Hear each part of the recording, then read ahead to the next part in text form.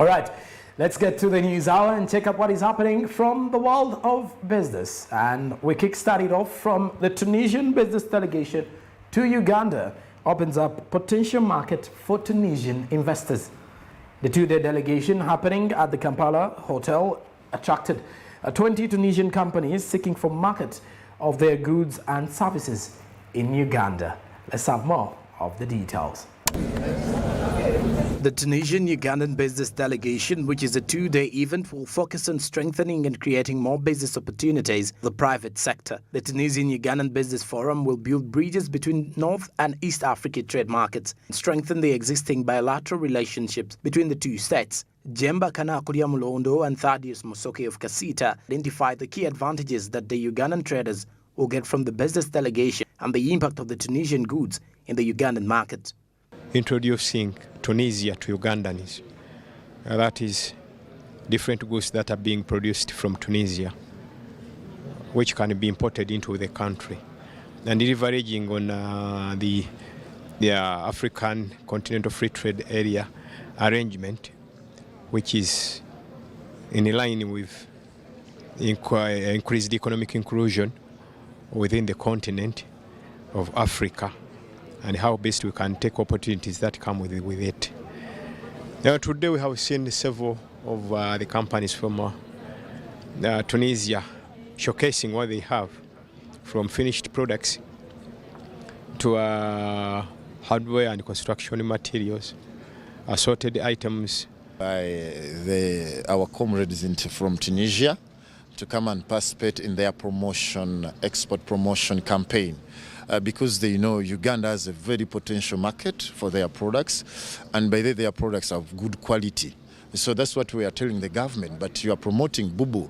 But why should we come up with a new theme that buy Uganda, buy quality, than buy Uganda, build Uganda? Because we want quality. So they cannot force us to buy Bubu when the quality is still lacking. But their products are good, they're good quality, but we have tried to engage them that the policy of Uganda is to produce locally. Meanwhile, the Tunisian delegation sees this as an opportunity to tap into the available market with the possibility of investment in the near future, with the fact that Uganda provides both markets for imports and exports. To find a partnership with a company, a Ugandan company.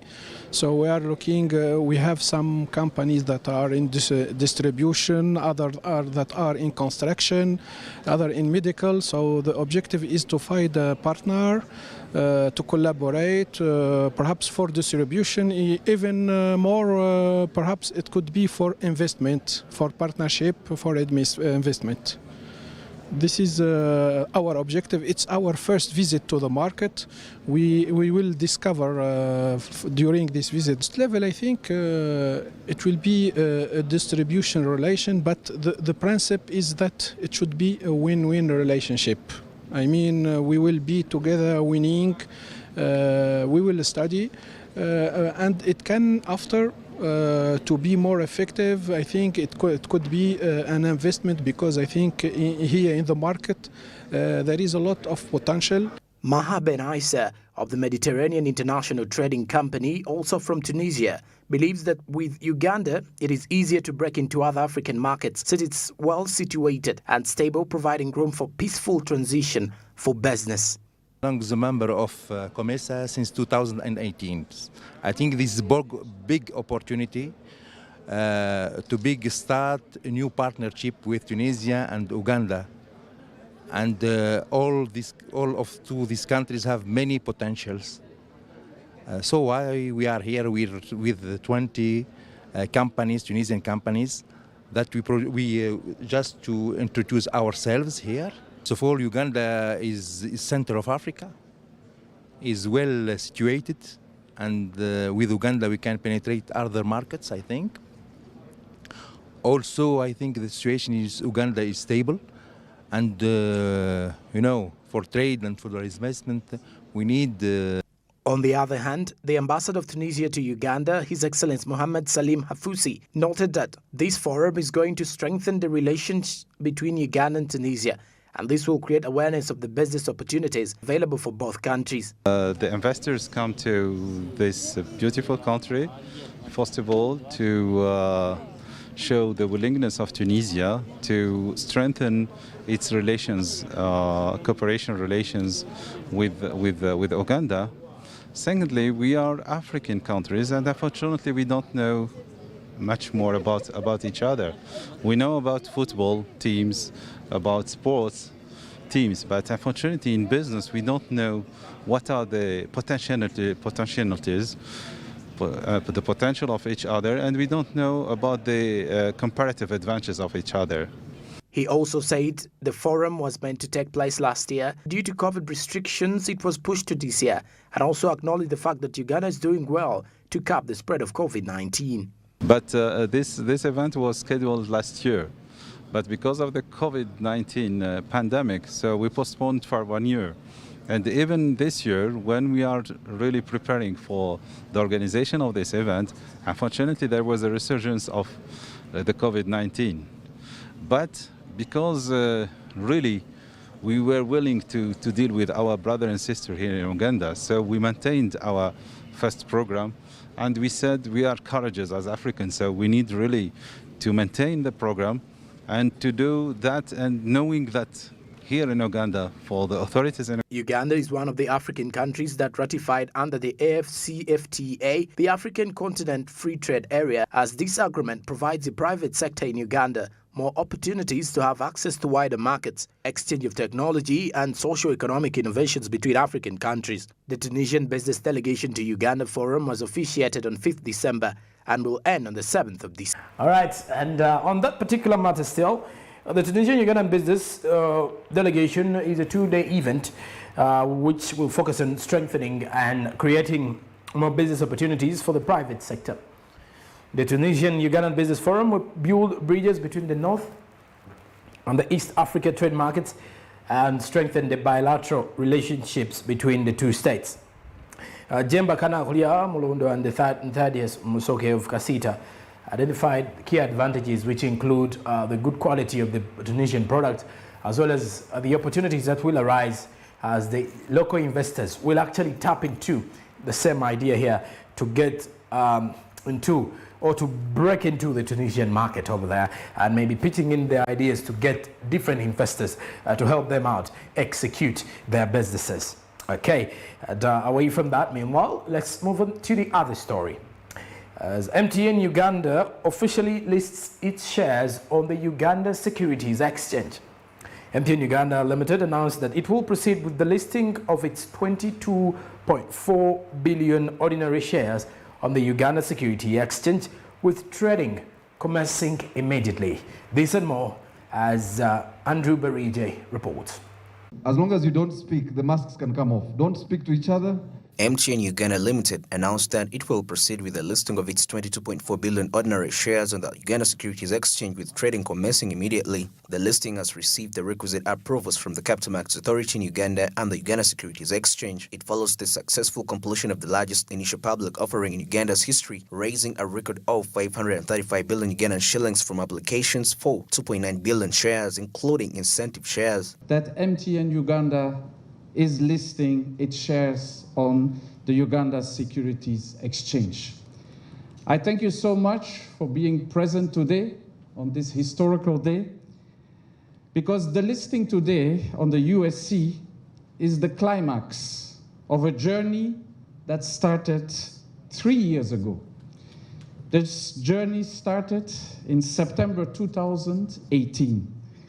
With the issuing of the new national broadband policy by the government of Uganda, Minister of ICT, which resulted a year later, in November 2019, into the new telecom licensing regime framework. In anticipation of the IPO, we launched a massive marketing campaign called Uganda is Home, which then later on, in October and November, turned into an IPO awareness campaign with, I would say, the already legendary Jane Kafulu Washer's video or videos. The CEO Stanbic Bank and Juko says that there was a total of 21,394 applicants, and out of these, 20,894 were Ugandans, and on the region, Ugandans still had the lion's share, and the ordinary Ugandans, all Omuntu Wawansi, ejected in 54 billion shillings. There was never a straight line. There is no playbook that told you what step to go where. It is exceptional, it is different, it is unique in its nature. And we want to thank our regulators. The regulators have been absolutely incredible. You know, I think they deserve a bigger hand clap, because this is truly uncharted territory. So from the CMA, Mr. Keith Kalijura, I'm going to ask you to please applaud him and his visionary leadership.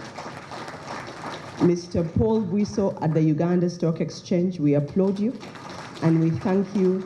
His team worked very hard to get the MIPO to work with the system. And there were sleepless nights put into this. And for being bold and inspirational, Paul, we thank you and your team and we applaud you. Meanwhile, Paul Bwiso, the CEO of Uganda Stock Exchange, says the response was very positive, with the fact that it's the largest IPO in Africa. This year, it also attracted the ordinary Ugandans who bought a lot of shares. And he also said that they expect the market to grow with technology that has been improved during the MTN IPO, improved efficiency. This was really positive. As you've heard, the number of shareholders that were onboarded were 21,000 new investors. On top of that, the Wananchi, the local investor, the retail Yumi, brought in 54 billion Uganda shillings in a space of 6 weeks. So it also was able to raise 535 billion Uganda shillings in the space of 6 weeks. So as a first, it's been the largest IPO in Africa this year, but all the signs or the results show that it was really the biggest IPO in the country. Market to grow. The technology and the solutions we put together for this IPO resulted in efficiency in terms of investors being able to access the market. In terms of technology, again, we are able to provide easy access. So investors are using the MIPO solutions will be able to buy and sell shares. That will be in a couple of weeks. We'll make the announcement formally, and we think that is the way to go. With listing, Uganda's Capital Markets Authority hopes to attract foreign capital, especially from global fund managers. According to the CEO, Keith Kalijura, the IPO, the first in the country in more than 3 years, is also the biggest since Umeme Limited raised about $66 million in 2012. According to data, the listing is quite significant as it draws the Uganda market closer to being categorized as a frontier market by the different providers of different categorization indices, and particularly Morgan Stanley Capital International. Listing raises expectations for further development of the Uganda Securities Exchange. I will not try and go into the figures this time. All I can say is that the market cap, the number of shareholders onboarded, the size of the offer are all records set by this listing. The listing is quite significant as it draws the Uganda market closer to being categorized as a frontier market by the different providers of categorization indices, and particularly Morgan Stanley Capital International, as I mentioned earlier. The listing reduces the ownership of MTN Group in MTN Uganda from 96% to 83.05%. It is in line with the MTN Group's strategic priority to create share value, partly through ensuring broad-based ownership in all operating subsidiaries. This aligns with Uganda Communications Commission new licensing requirement for broad-based ownership by Ugandans, with compliance deadline of mid-2022. 22.4 billion shares on the Uganda Securities following a successful initial public offer IPO. And this is a big deal for the government and the people of Uganda. With this transaction, Ugandans now have a stake in one of the notable growth sectors in the country. And I repeat, an historical moment for MTN Uganda and for the Uganda Securities Exchange this very year. Still with the fact that this MTN IPO is the largest in Africa this very year, and still the largest on the East African Community bloc still on that particular matter. So you can definitely see the impact of what MTN Uganda has had on the Uganda Securities Exchange and on in terms of the Capital Markets Authority here in Uganda. We continuously say congratulations to MTN Uganda upon this huge milestone. And away from that, let's move on to the other story. Meanwhile, as on the same event, the ICT minister, Dr. Chris Baryomunsi, who was the chief guest, cautioned Ugandans on the Omicron variant.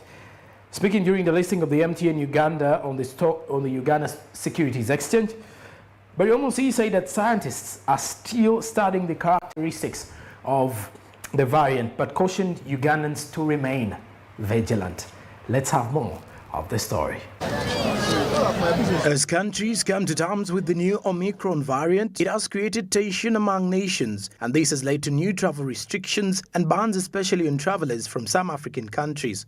Speaking during the listing of MTN Uganda on the Uganda Stock Exchange, Dr. Chris Baryomunsi said that scientists are still studying the characteristics of the variant, but cautioned Ugandans to be vigilant. For us, as of now, we have not taken a decision which is knee-jerk, like some countries have taken. Why it is important for us to keep a close watch.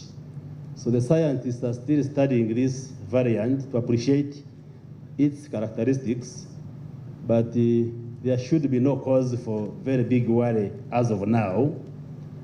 The decision we have taken so far as a government is to strengthen surveillance and remind you of the need to keep and follow and observe the SOPs, which we've been announcing, putting on masks correctly when you are in public.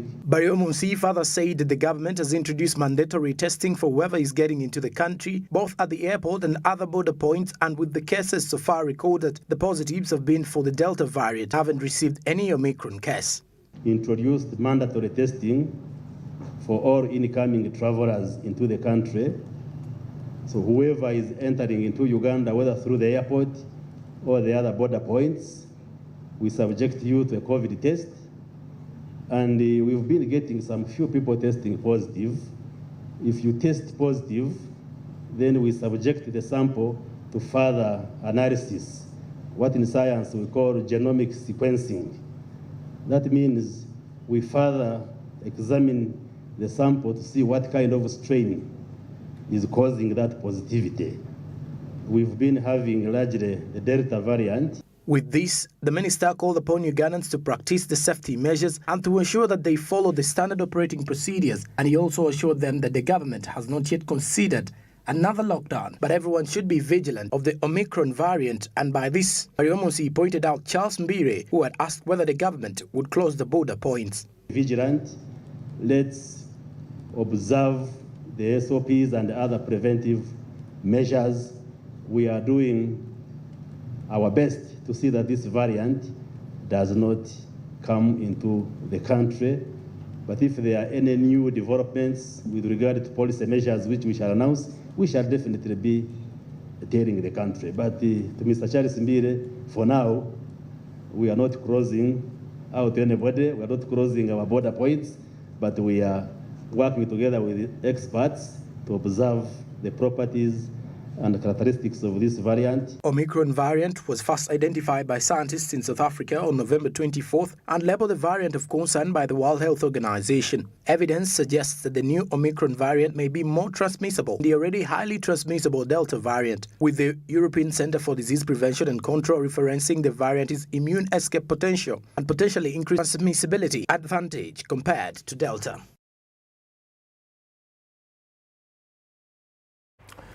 The Omicron variant was first identified by scientists in South Africa on 24th November rather.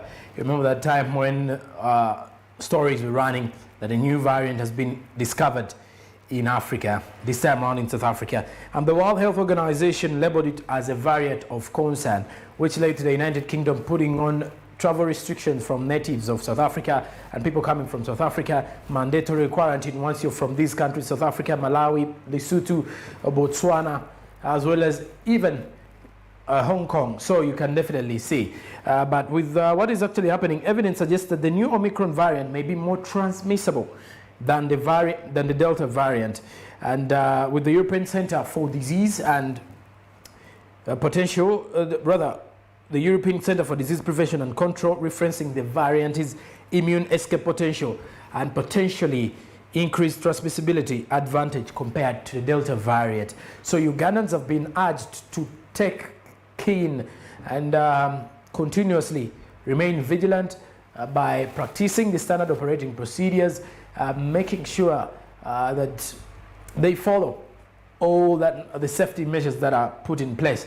And the government also assured them that there are different testing points at the different border points in the country for those who are actually getting out of the country, as well as those who are coming up in the country. And Dr. Chris Baryomunsi did note that so far, the only incidents they have received, or the only positive tests they've got of coronavirus have been of the Delta variant and not of the Omicron variant. But he also furthermore called upon the Ugandans to continuously go for the vaccination and see that they can curb the spread of COVID-19, and more so with the Omicron variant coming up. Okay, and away from that, let's take a look at the other story. Meanwhile, as police has said that the ADF terror threats against Uganda are still on ahead of arrest of Twaha Seguja, an ADF courier who was found with bomb-making materials and other detonating machines in Nakwade, Kampala. At a press briefing, Fred Enanga, the police spokesperson, says that upon arrest, they recovered other more dangerous weapons like grenades, AK-47 guns, and other explosive boosters, among others. Pedison Mumbere has more. In November 18th, there was panic in the Kampala Central Business District following twin explosions at the IPS building opposite Kampala City Authority and Central Police Station that claimed people's lives and others wounded.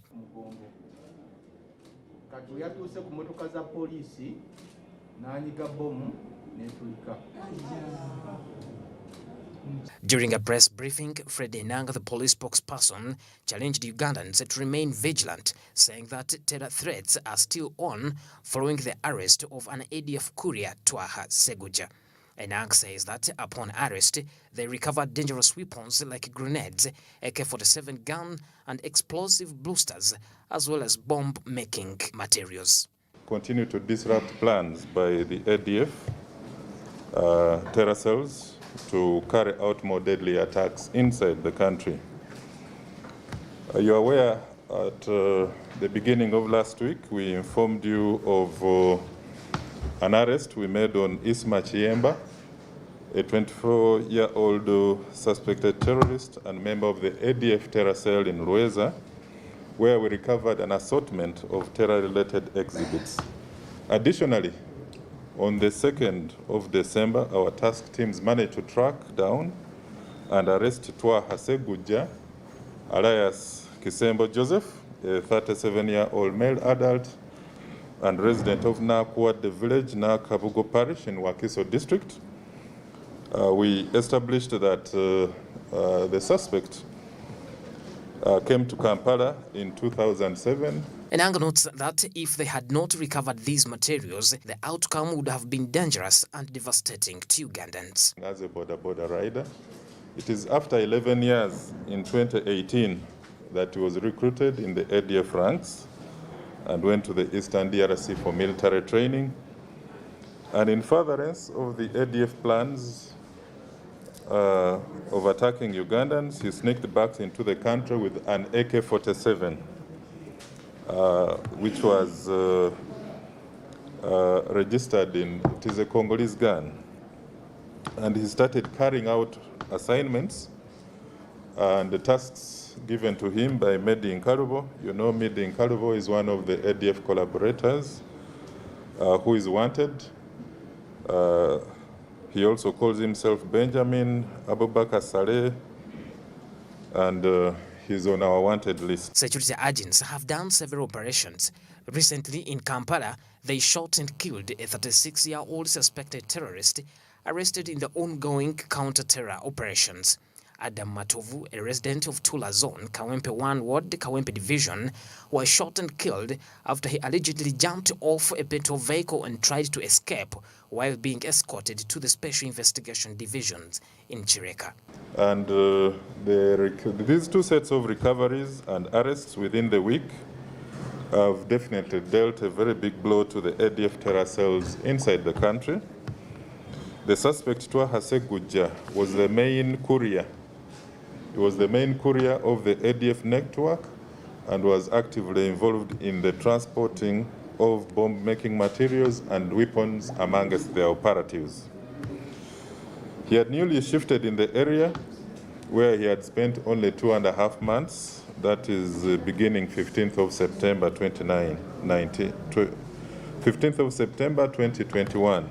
In the same press briefing, police threatened to arrest those dealing in expired gas cylinders and set safety precautions. This follows a gas cylinder explosion in Mbarara City. Directive of the Inspector General Police to the Director, Fire and Rescue Services for him to liaise with the Ministry of Energy to widely disseminate information on safety precautions regarding usage of gas, and to also jointly enforce the safety regulations by ensuring all gas dealers and operators, including welders, have licenses, they have good ventilation and capability to operate in a safe manner.